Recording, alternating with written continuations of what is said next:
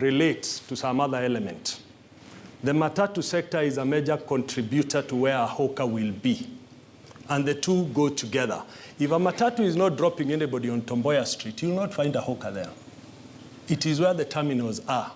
I sometimes have a dream that I could go to Globe Cinema and Racecourse, that whole riverbed, put a slab on top of the river, and put all the hawkers in town, downtown there, and probably put another level and put all the matatus there. But it's just a dream, because what you need is a solution that works for both those sectors.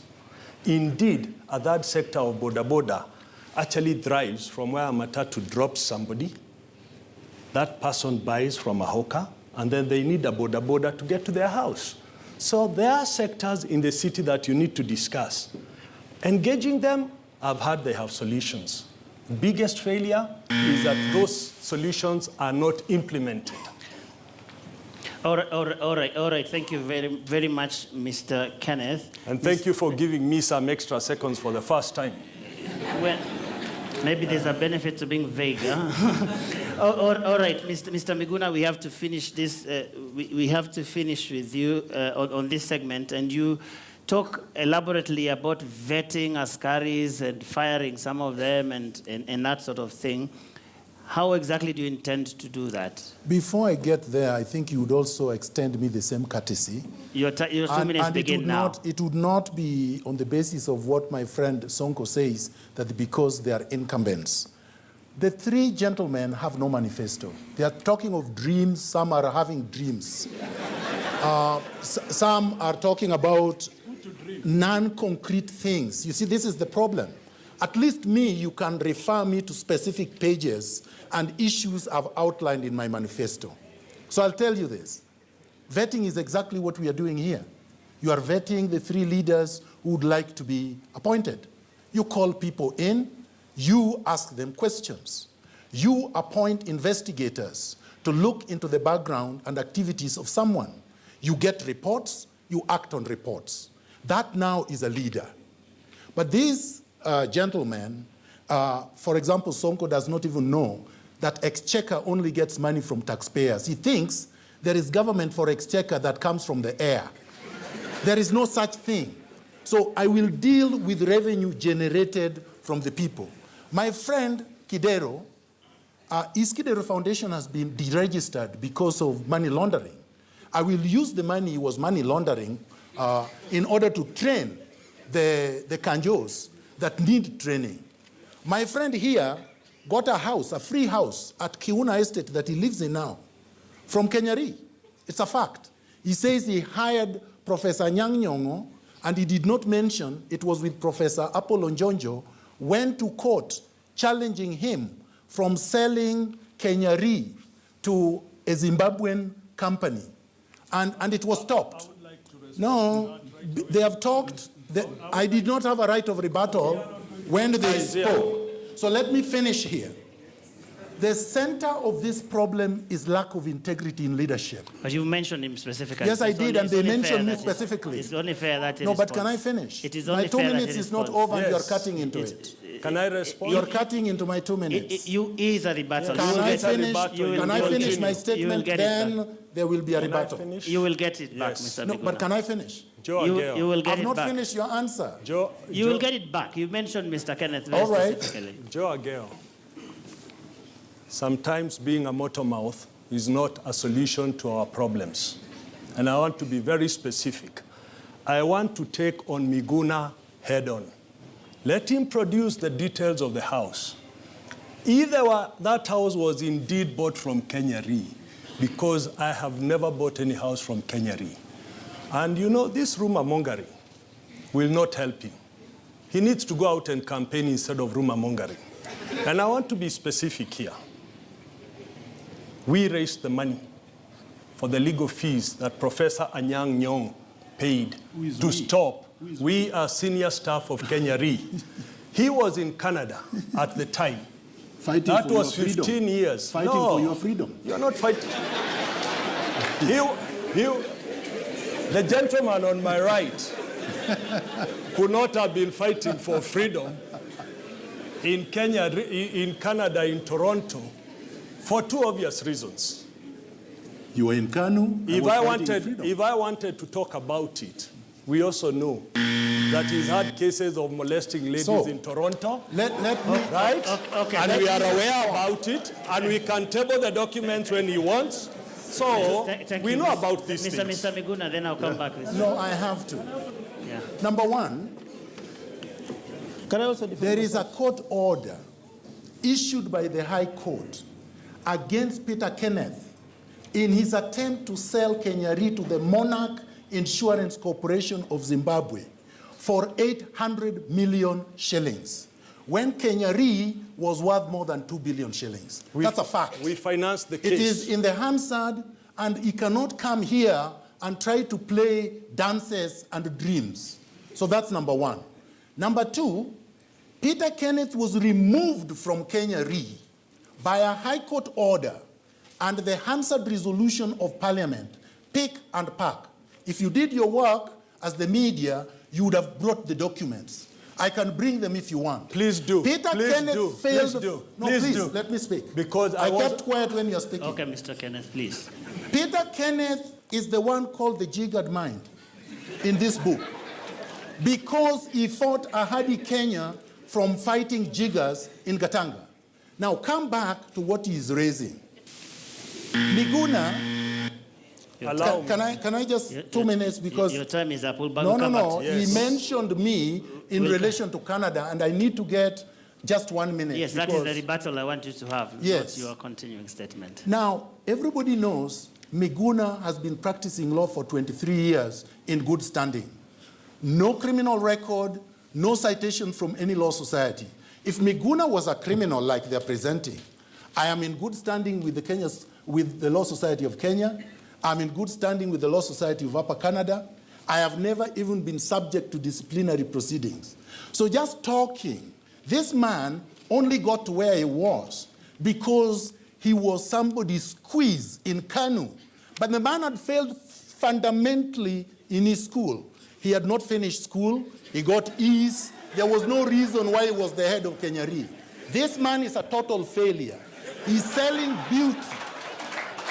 Peter Kenneth has only been selling beauty in Kenya. And I'm here to say, we want leadership, not beauty.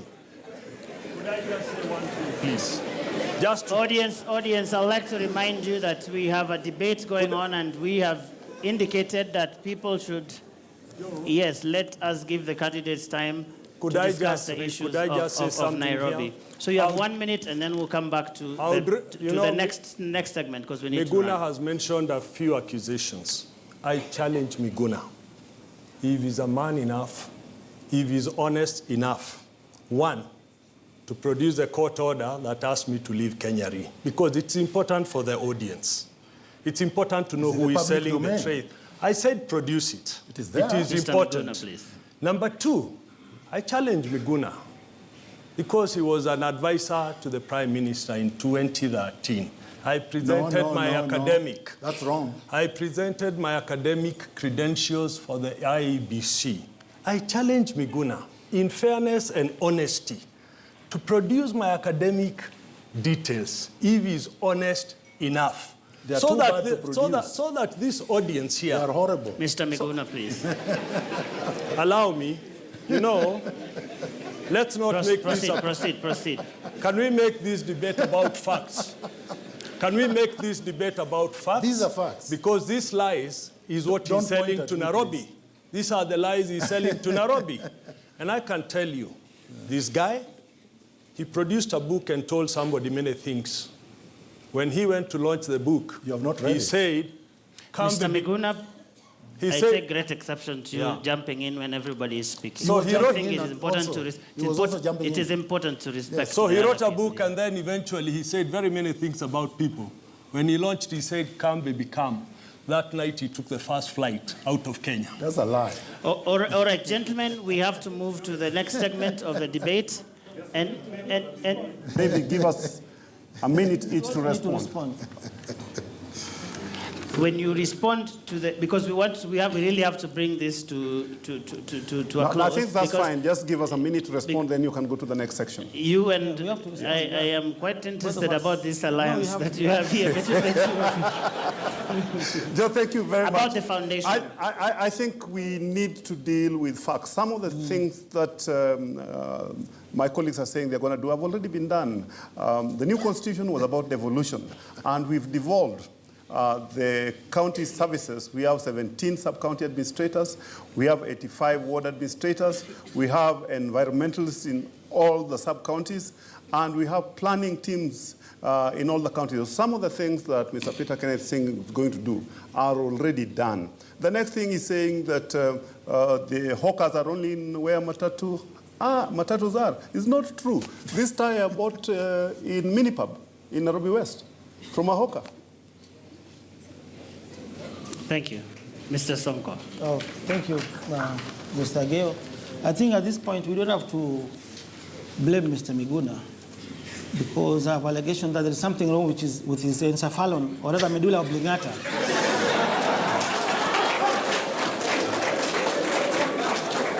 The allegations I have is that Mr. Miguna, when he was a young boy, he used to be a burglar. He used to break into houses. He's not a Muslim. He's putting on a Muslim cap. Is that a matter of fact? He has a very deep panda cut. Is that a matter of Tell him fact? to remove his cap. He has a very deep panda cut. Tell him to remove his cap. Mr. Sonko, with respect, I will There is not treat something that wrong as with a his fact because... upstairs. No. So I don't blame him for that. He's just mentioned about tabling of documents that I don't understand how the national government works, how the money from the exchequer is being disbursed to the national governments. Even a nursery school kid knows that the national government raises its money through taxes, which are being paid by taxpayers. He's been mentioning about a tabling of documents, that I'm not conversant with my work as the county senator of this great city. He's just leveled very, allegation against my brother here, Peter Kenneth. Okay, allow me to substantiate. You don't have the right to respond. I'm sure Mr. Kenneth will be able to respond to himself, and he has done that. We have to move to the next segment. I have the orders he was asking for, the documents. The documents against my brother here, who is my good friend. I am sorry, I have to move to the order next. he was requesting for, I have to move to the next segment because I'll not be able to read it now and validate what it is. But please, let's move to the next segment. It's being authenticated by the High Court of Kenya. And this next segment is about fitness to be governor. And I will start with you. Side shows. I will start with you, Mr. Sonko. Can I give you to read? Side shows. Stay there. Can I give you to read? Mr. Sonko, please. Something is wrong with your head. There is something wrong with your head.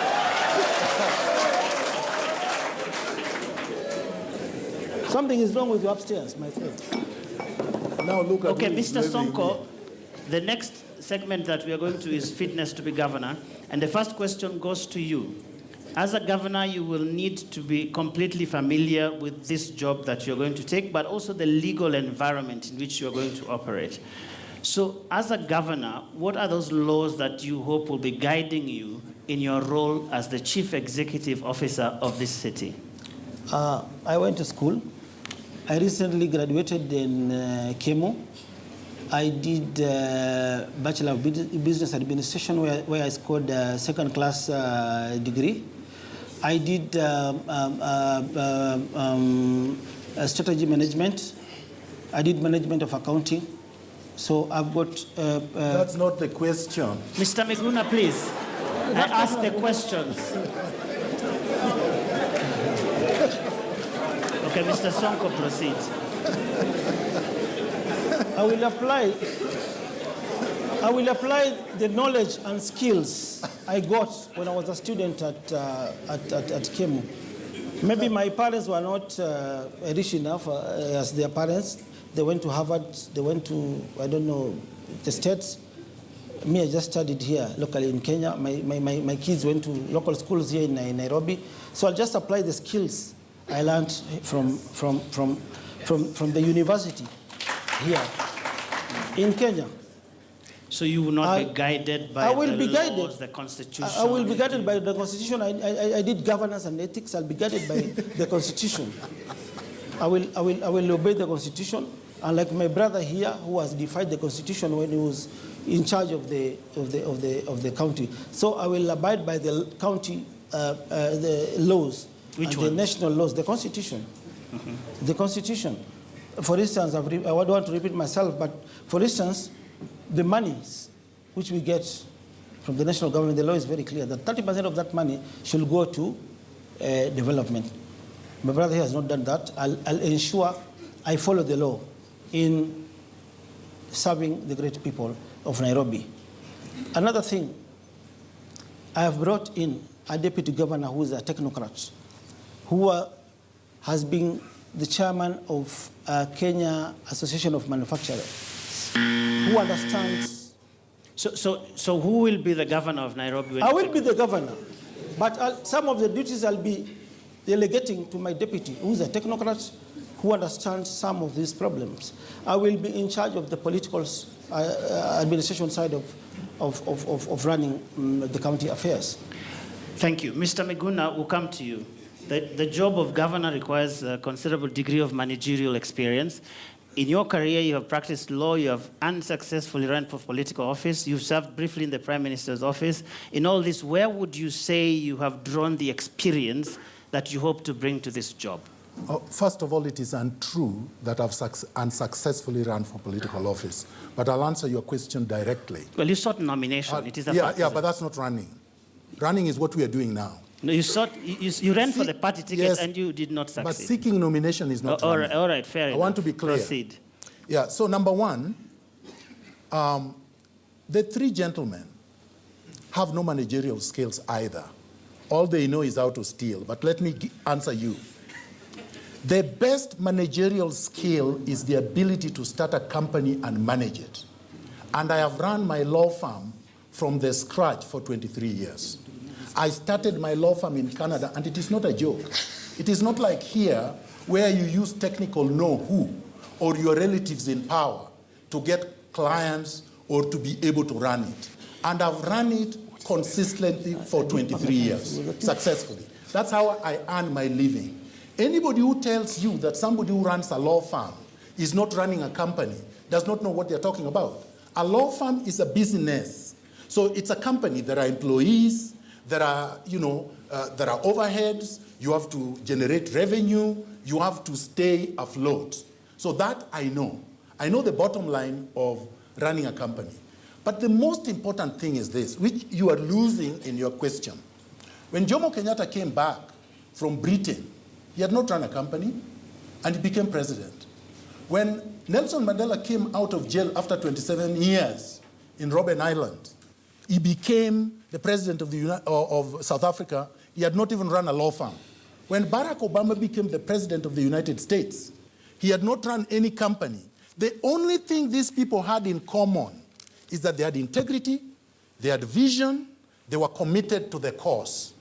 These three gentlemen, if you ask them, what is your ideology? What is your socio-economic philosophy? They have no philosophy, they have no ideology, they have no manifesto, they are thieves, they cannot run anything. So the point is, we have to get the software of the problem. We have to get to what it is that we are looking for. We are looking for a leader, not a manager. We are looking for a visionary. Your time is up, Mr. Miguna. Mr. Kenneth, what uniquely qualifies you to be the chief executive of Nairobi? I think the institutions I've run, I am proud in the manner I ran them. They are there for public record. What Nairobi needs is not just is integrity and competence, and somebody who has passion to sort out the mess that is existing in Nairobi. My brother has spoken about playing a political agenda and his deputy playing the managerial agenda, which means both of them individually do not have the mix. They have to look into each other. That one is not capable of being the governor, and the other one is capable of being a deputy governor because he needs a political muscle at the top. So we really do not know. The Constitution is very clear that the chief executive is a governor. Therefore, you need a governor who can mix both. I've led a successful constituency for 10 years, was re-elected with an overwhelming majority in 2007, probably the largest in Kenya, majority, because of what I did. I left Kenya Re 15 years ago. It has done very well in the Nairobi Stock Exchange. It has doubled what the initial placing figure was. I've never heard of a problem in the last 15 years. That tells you I set a good foundation. Running City Hall, you need to be a team player, build your technical capacity within City Hall, have your vision, try and implement everything that you have in your vision. Yes, we do have a manifesto. The fact that we have not launched, we have our ideas and plans, and we are going to say them sooner than later. And that is what we want to see, that they are implemented, because you have to have a leader from the top. If you want to drive a vision, the vision driver must be the governor, must be the person with the vision, and must be the person who is driving it down. Thank you. Mr. Kidero, you have been in office for the last 5 years, and most of your colleagues actually have mentioned the fact that there have been many audit queries that have been raised about the city, county government, whether it is outstanding impress, failure to account for parking revenues, missing tanks even, and one of the things that have come out is that in many instances, the Auditor General is not able to give a proper view of whether the accounts are true or not. And the question of how much money is spent on development versus recurrent expenditure. How would you look Nairobians in the eye and tell them that 5 years later they're better off than they were the last time, and therefore they need to entrust you again with their resources? Joe, you know the process of audit. The questions are asked, but unfortunately, the Auditor General is short of staff. And because he represents a fairly tight constitutional timelines, he writes his reports before he gets the management responses. All the 2013, 2014, 2014, 2015, and 2015, 2016, all the answers have been given, and they've gone through our assembly, and 2 years have gone through the Senate. My friend Peter Kenneth talks about passion. If he was passionate about Nairobi, he wouldn't have gone to run as a member of parliament in Murang'a. But also, if he was passionate about Nairobi, he wouldn't have been saying, I could go to Nakuru, I could go to Murang'a, or I could come to Nairobi as God gives to management jobs. I'm consistent. I am predictable, I am reliable, and I'm dependable. My friend, you asked my friend, Mr. Sonko, pertinent questions, which law they would use, and he did mention that I flouted the Constitution. But if only you would check, because what he's referring is Article 207 of the Constitution. But you need to read it with Section 109 of the Public Finance Management Act, 2B, then you'll see. And this was even a case. It was a petition 560 of 2015 by Benjamin Mutura, on which Judge Lenaula actually ruled that we had acted within our rights. And for Mr. Miguna, I don't think being an activist or talking a dozen to the minute makes you a good manager. Mr. Kenneth, you were mentioned very specifically. Was there enough? Was Nairobi an afterthought for you? Because there was a time, yes, some people said you were going to run in Murang'a. You even contemplated it, it appears, and suddenly you came to run in Nairobi. My statement was very clear at the time. You can check it, that I had approaches from many people. I was actually listening, and it is good to listen. It is good to consult. And I made a decision after talking to the people of Nairobi. In the same vein, if my friend is as competent, is as passionate, he'd not have left the nation media to go and work in Mumias. So he needs to look at the speck in his eye and decide where his passion is. And you know, he's a governor for the last 4 years. He's told you he's learned the potholes. It takes long to learn. Mr. Miguna, an activist for manager. I agree that Mr. Kidero is actually very passionate and dependable, but only in one thing, looting public resources. Is quite capable. Number two, if Mr. Kidero knew the meaning of activism, he would not have as his presidential candidate Raila Odinga, who is the dean of activists. So activism is good. Activism gets you change. Activism is the engine of transformation of society. Without activists like Martin Luther King, Malcolm X, and the great activists of the yore, we would not have our liberation. We would still be slaves of the Caucasians, and we would not have gotten our independence. So yes, I'm an activist, I'm proud of it, because it is good. But I'm also a professional, I'm a lawyer. If I was just an activist and nothing else, what was I advising at the highest level, a Prime Minister of the Republic of Kenya, and being the Joint Secretary to the Permanent Committee of Management of Coalition Thank Affairs? you, Mr. Miguna. Finally, Mr. Sonko, before we end this session, Mr. Kidero says you don't seem to understand the law. I do understand the law. I do understand. I do understand the law. And I think I'll come back to my main question I raised when we were starting this debate on corruption. You cannot plant beans and expect to harvest maize. The problem with the Nairobi County is that our CEO has been corrupt from the word go. And the same corruption cartel that fleeced Mumias Sugar landed in Nairobi County. And I've got evidence to prove this beyond reasonable doubt. He says, I'm not conversant with the laws. But I've been raising these queries in the Senate. I even wrote to the director of CAD. I even wrote to EACC. And at some point, I even investigated the matter. For instance, there is a case whereby one of the financial directors in Mumias Sugar, Mr. Peter Hongo, he was charged with an offense of obtaining sugar from Mumias, sold it to private companies. He never remitted that money to Mumias. In 2013, Peter Hongo was charged in Kibera Court, and this is a copy of the charge sheet. Mr. Sonko, you've run out of time. This same Peter Hongo landed himself a job here of time. I'm sorry. Mr. Kidero, your 1 minute of rebuttal, then we move to the next segment, please.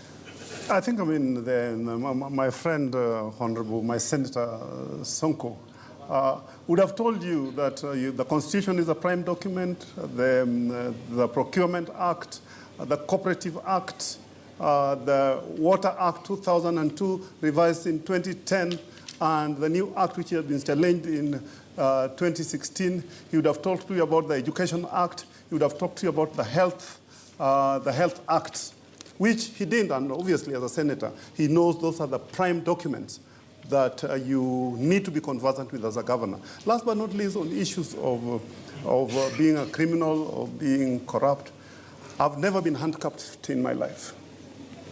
I've never been in a police cell. I've never been in prison. I've never escaped from prison. I've never been rearrested and taken back to prison. And I'm not a fugitive from prison. All right. Thank you very much, gentlemen. We've come to the first, or shall I say, the first three parts of our debate. And now we'll go to the final part, which is going to incorporate part of our audience. And the questions will draw from health and business environment. So my colleague Mashirima Kapombe will run that segment. Na moja kwa moja tunaanza na swali kuhusiana na afya, ambapo Daktari Victor Ng'ani ambaye ndio alikuwa mwenyekiti wa chama cha madaktari humu nchini KMPDU wakati ambapo chama hicho kilikuwa kimeasisiwa, atauliza swali kuhusiana na afya. Daktari. Thank you. Good evening. In Kenya today, we are on day 29 of the nurses' strike with no end in sight. As from May, we have 800 unemployed doctors despite the shortage. Out-of-pocket expenditure on health stands at 67.4% of private expenditure. Health services in our public facilities are not very good and that is to put it mildly. My question to the aspirants is this. If you are to be elected governor of Nairobi, what is your plan for healthcare with respect to the following key building blocks of healthcare? Number 1, leadership and governance. Number 2, human resources for health. And number 3, service delivery. Gentlemen, you answer in the order in which you came in. Yes. Thank you very much, Doctor. Those are very good questions. Number 1, I think it should be underlined that the nurses have been on strike, and before them, the doctors, because of largely the failure of the county government, but also the failure of the national government of ratifying and actually abiding by the CBO. And the governor is here. So it's partly his failure. Now, health is one of the most important things, including education, water, and transportation.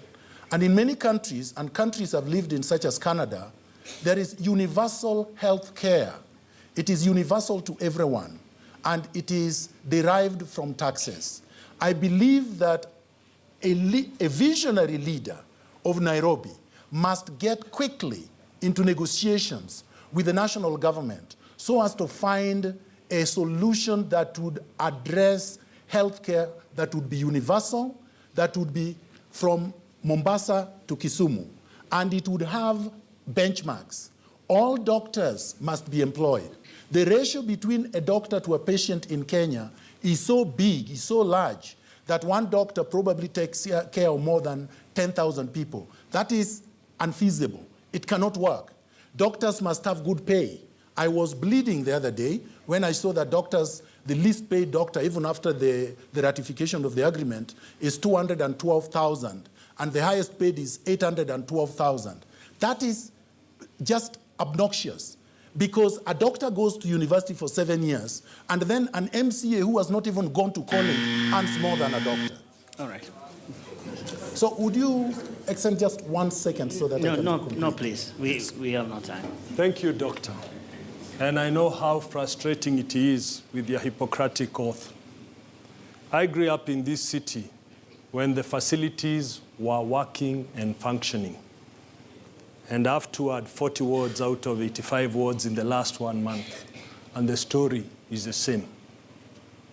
That the dispensaries that functioned very well are nothing but consulting rooms for doctors when they are not on strike, because they have nothing else to offer. Indeed, pharmacies have mushroomed in the vicinity where those dispensaries and health centers are. We have to be very clear. We have to look after our population. We have to find profit centers in the expenses that the county government is involved in, so that we can allocate more to the health sector, so that people can go for primary care in their estates. First, they don't have to travel if they are taken care of. And short of giving money, short of looking for money from the expenses, by reducing expenses, we will not get it right. It has worked before. It can work again, and I'll make sure it works again. Mr. Sonko. Kwanza kabisa, swali ambalo Mashirima Kapombe ameliuliza kwa lugha ya Kiswahili kwa daktari hapa. Kwanza amegusia mgomo wa manases ambaye si wa kwanza. Tumekuwa hapo awali na migomo ya madaktari.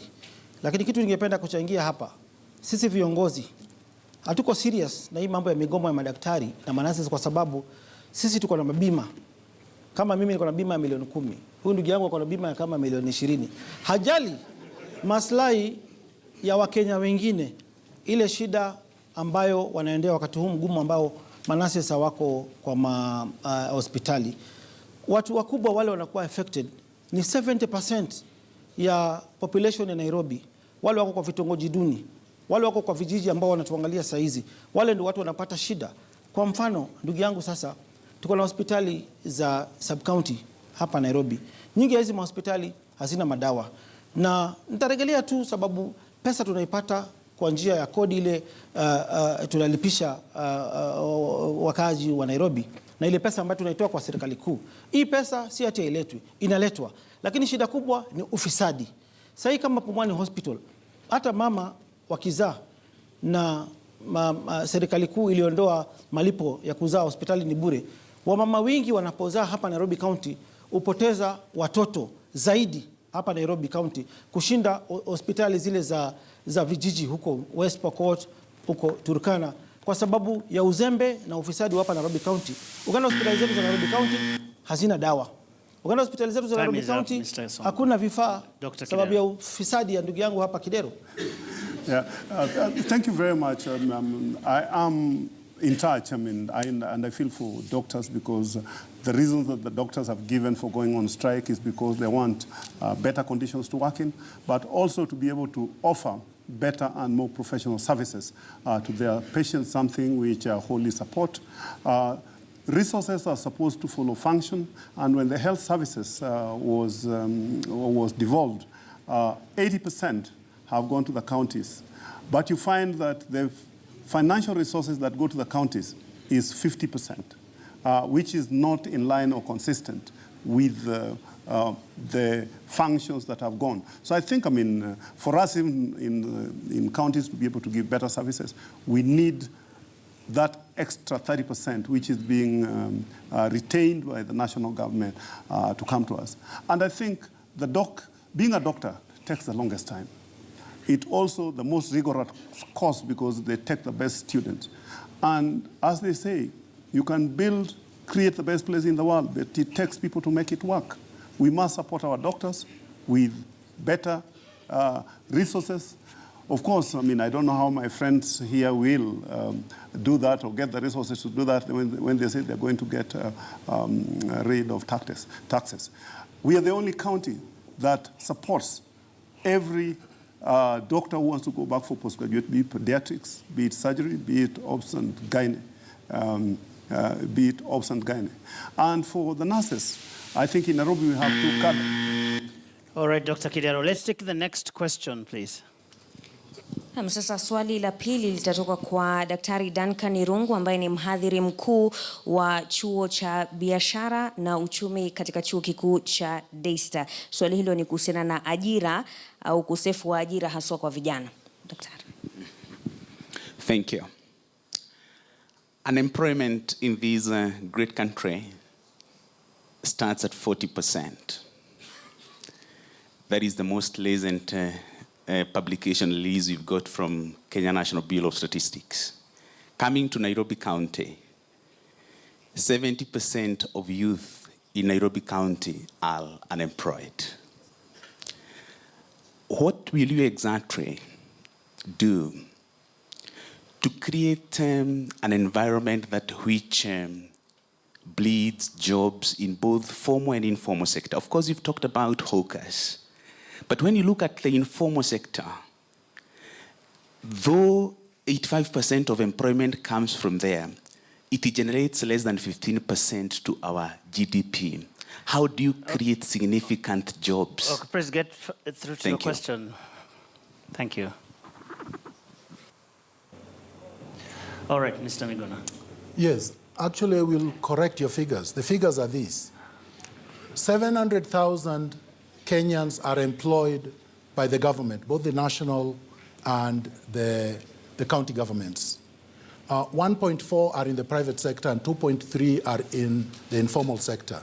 So 69% of Kenyans are unemployed, including in Nairobi. So it's a very serious problem. And when it comes to youth, it's about 75%. I've looked at the figures. Now, this is a very bad problem.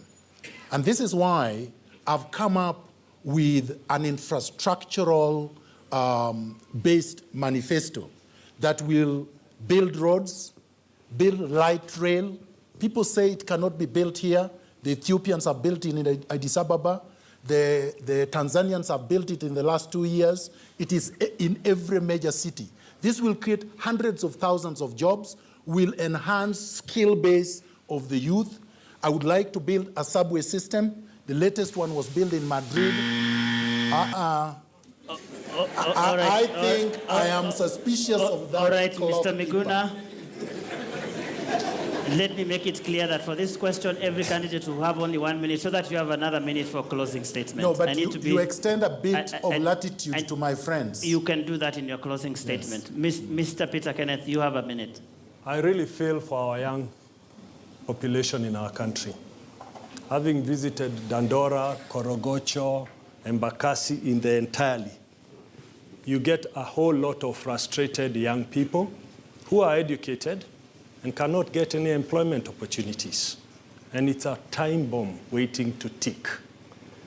Unless we create a business environment that promotes investments, where we sort out our traffic issues, where we don't waste 4 hours on the roads, where water issues are sorted out, healthcare issues are sorted out. Unless we get the basics right, investors will not come to our city. In the long term, you need to get a proper business environment to allow investors to come in so that you can start recruiting these young people. The danger, Joe, is that these are educated young people. Going down Tomboya Street the other day, I met Paul, who has a degree, master's in statistics. That should tell you how intelligent they are. That the universities are channeling out people, but there are no opportunities. Your time is up, Mr. Sonko. Bado hili swali Mashirima ambalo amepewa profesa ama daktari kuuliza lina affect wale watu wako chini kabisa ambao wengi wao haelewi kizungu mingi ambaye ndugu zangu hapa wanatumia. Wananchi wa Nairobi wanahitaji suluhisho. Na sisemi tena dharau wale middle class ambao wanaongea Kiingereza zaidi, but swali la unemployment linahusu wale watu wa vitongoji duni. Wengi wao wakaenda kutafuta kazi hutembea kutumia miguu kutoka Kibera, kutoka Korogosho, kutoka Dandora kwenda kutafuta kazi kwa industries zetu za Nairobi. Ningependa kupeana mfano. Nilipoona ndugu yangu hapa amezembea kikazi kwa sababu serikali kuu bado inapatiana pesa ya youth empowerment, wa vijana kujengiwa modern sheds, wa mama kuwa empowered, lakini sababu ya ufisadi na ndugu yangu alikuja na waizi kutoka Mumias, pesa yote inaishia kwa matumbo ya wezi. Mimi nikaona Nairobi kuna haja ya kuaddress hili swala la ukosefu wa kazi. Nilikuja na Sonko Rescue team yangu ambayo niliajiri sana vijana wengi sana. Sababu wakati sitaki kumention departments lakini zinajulikana na wale watu ambao nawaongelesha wale wa chini kabisa. You're out of time, Dr. Kidero. Joe, I mean, 1.2 million people get into the job market every year, and 700,000 of them end up in Nairobi. That's why Nairobi has such a big, high population. What the county government has done is to use technology, like in the construction industry, where it was taking 18 months to get approvals for a building. With the e-construction application, now it's taking us 60 days. And the ease of doing business in terms of license provision. And this is the reason why in the last 3 years, Kenya, totally driven by Nairobi, has moved from number 143 to number 137 to number 92. My friend Sonko talks about the Sonko Rescue Team. I think one of the future problems we're going to have this country, one of the problems we're going to have is the reemergence of criminal gangs.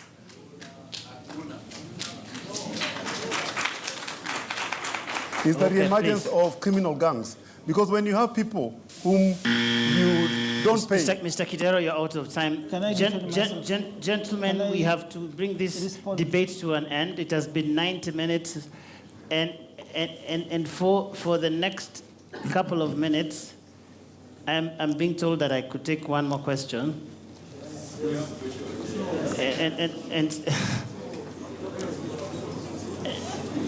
Okay. So before we end this debate, gentlemen, we will take one more question and then we'll have our closing remarks.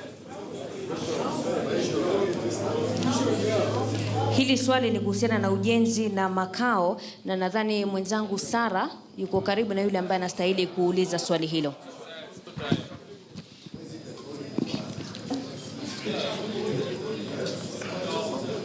Well, my name is Joseph Likulu. I represent City County Estates Committees. And my question here is about urban renewal and development. We know City Hall has already initiated this program to flatten down 17,000 units in 12 estates and put up